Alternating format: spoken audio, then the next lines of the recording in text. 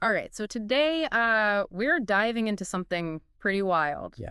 Former President Trump, he's been all over the news again. This time it's about freedom of the press.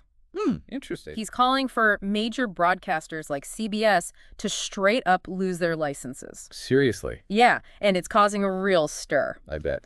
So we've got two main sources for this deep dive. Okay.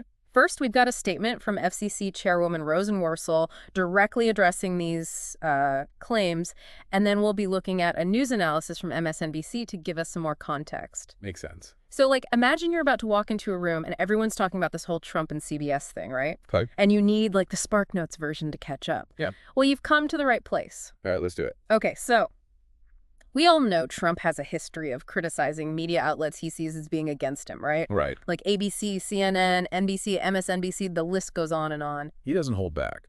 Definitely not. But his comments about CBS and their show 60 Minutes are really something else. What? So these broadcasters, they have a huge reach.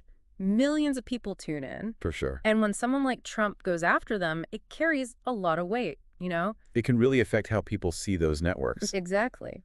So it all started when Trump decided not to do an interview for 60 Minutes this year. Okay, and that's his right? Of course. Totally.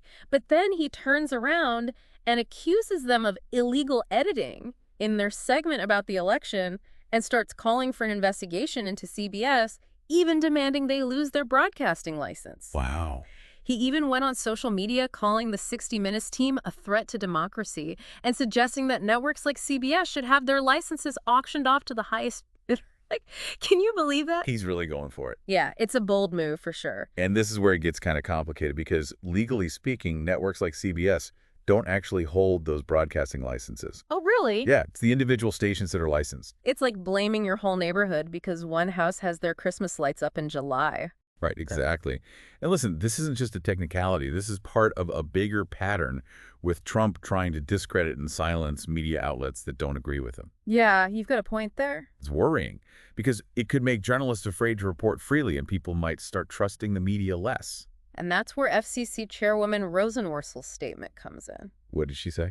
She basically shut down Trump's claims, saying the FCC does not and will not revoke licenses for broadcast stations simply because a political candidate disagrees with or dislikes content or coverage. It's a pretty clear message. Right. It's like she's laying down the law. Absolutely. You've got a government official flat out rejecting a former president's attempt to silence criticism from the media. That's a huge deal. It really highlights how crucial a free press is in a democracy. No doubt. And just to be clear, Trump hasn't actually given any evidence of this so-called illegal editing, just accusations, which I think shows how important it is to tell the difference between opinion and fact-based reporting. Oh, absolutely. With so much information out there these days, we need to be able to think critically and figure out what's true. It's like you see a headline that gets you all riled up, but then you got to stop and think, wait a minute, is this even true? Exactly. We need to look at the facts and not just react to headlines. Right. And this whole thing with Trump and CBS, it goes way beyond just them. It really does. It makes you think about the power dynamics at play here. It's kind of scary when you think about it. What kind of message does this send for the future? If any president could just silence a news outlet they don't like, where does that leave us? It would be a very slippery slope. Yeah. It undermines the whole idea of having an informed public that can make decisions based on facts and not just propaganda. So you're saying this isn't just about Trump or CBS. This is about protecting the First Amendment right to a free press. Absolutely. And it highlights how important media literacy is for all of us. We need to be able to look at a news story and figure out if it's biased or if it's just straight up fake. So basically, don't believe everything you read. Well, it's more than that. It's about being an active participant in the information you consume. Be a smart cookie. Exactly. Don't just take someone's word for it, even if they used to be the leader of the free world. Do your own research, look for different perspectives, and think for yourself. This has been really eye-opening. I mean, the idea that a former president could have so much sway over the media is kind of unsettling. It definitely raises some red flags. And it shows why we need to be talking about these issues, even if they're controversial. It's like they say the truth will set you free. Or at least it will help us have a more informed debate. I like that. So just to be clear for everyone listening, we're not saying you should agree with everything you see on the news. Not at all. It's good to be skeptical. Yeah. But it's how you approach that skepticism that matters. So don't just shut down an opposing viewpoint right away. Exactly. Listen to what they have to say, and then form your own opinion based on the evidence. Be open-minded, but don't check your brain at the door. Exactly. Hmm. And remember, a free press is crucial for a healthy democracy. It might not be perfect, but it keeps those in power in check. So how can we as individuals support a free and independent press, even if we don't always love what we see? That's the million-dollar question, isn't it? But I think it starts with being aware of the problem, being willing to have tough conversations, and using our voices to demand better from our leaders and from the media. It's like shining a light into all the corners, making Yeah. sure nothing's hidden. Right. And part of that is being open to different news sources, even ones you might not always agree with. It's easy to stick with what. Yeah, we all have our little bubbles, Mhm. but it's important to see what's outside of those bubbles to get different perspectives. Because nobody has all the answers, right? Exactly. And look, a free press, it's not perfect, but it's essential for a democracy to function properly.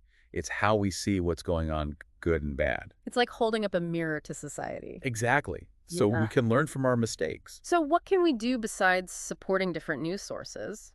What are some things we can do right now? One of the biggest things is to be careful about what you share, especially on social media. It's so easy to just click share without really thinking about it. Yeah, you see a crazy headline and you're like, oh my God, everybody needs to see this. Right. But we have to stop and ask ourselves, is this even true? Where did this information come from? Are we helping spread lies and rumors? Exactly. And if you're not sure about a story, there are websites that can help you check the facts. Oh yeah, like what? Snopes PolitiFact. Those are good ones. It's like having a fact-checking friend on speed dial. Exactly. Mm. We've got so much information at our fingertips, but that also means there's more misinformation than ever. So we got to be careful. Be smart. Don't just believe everything you read. Think for yourself. This whole deep dive has been a real eye-opener. We can't just assume someone else is going to protect our freedoms. It's up to all of us to be vigilant, to stand up for what we believe in. To make our voices heard. Exactly. A free press doesn't just happen on its own. It takes effort. It takes all of us working together. So, as we wrap things up here, we want to leave you with a question. How will you contribute to the conversation? How will you support and defend a free and independent press? Something to think about. It really is. That's all the time we have for today's deep dive, but join us next time when we'll be tackling another big story. You won't want to miss it.